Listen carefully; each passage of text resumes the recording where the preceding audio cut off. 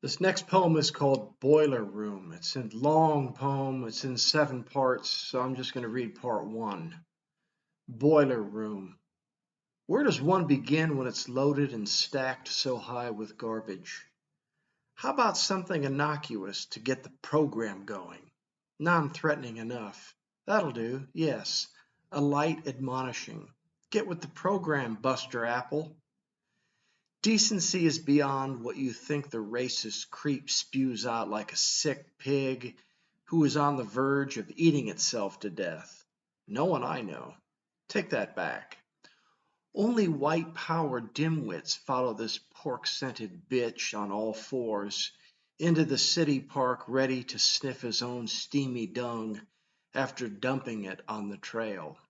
Look at me, he grins. I just shit on your path. Look in the mirror.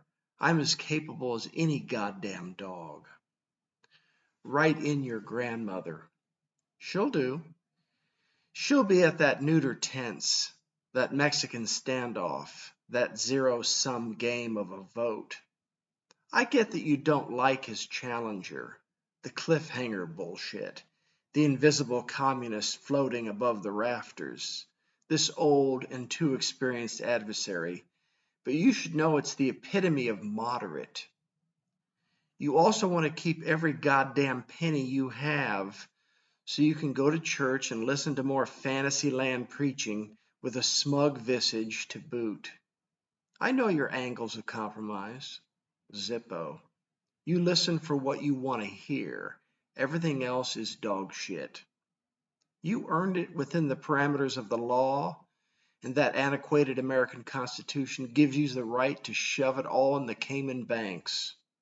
You were raised in this exceptionally unchristlike manner, so go ahead and keep every slimy dime you're entitled to. Screw the social safety net. Those are lazy bitches and bums anyway. DNA takes evolutionary lengths of time, say eons, to alter itself unless a bursting mutation strikes iron while the raw metal sizzles at the perfect moment of split-second hot, which brings change, a new species sometimes, if luck congeals, from the hammer to the anvil. That moment is not now, however. That moment has passed us by. It was then you decided to vote with your pocketbook, aka wallet, and overlook the duties of the state. Your private sector bologna sandwich buffet has proven craven and greedy without regulation from someone even-handed. No dogs in the fight amongst you wild piglets. Amazing you can't see the false fatso who watches TV all day and tweets at 3 a.m. when a reporter censures his ineptitude and outright lies. Names don't matter. You can fill in the blanks later like a fifth grader on a simple social studies exam. Name a state in America that starts with you. What matters is that you look in the mirror. Can you see your odd reflection amid the steam in the room? This cramped enclosure that pumps out heat consistently, allowing you to sleep in comfort. In other words, the heat is on.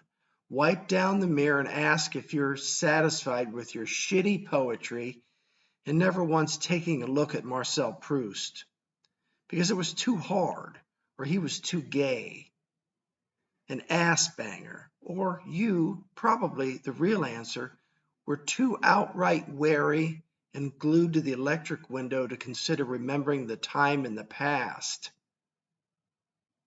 The answer is Utah.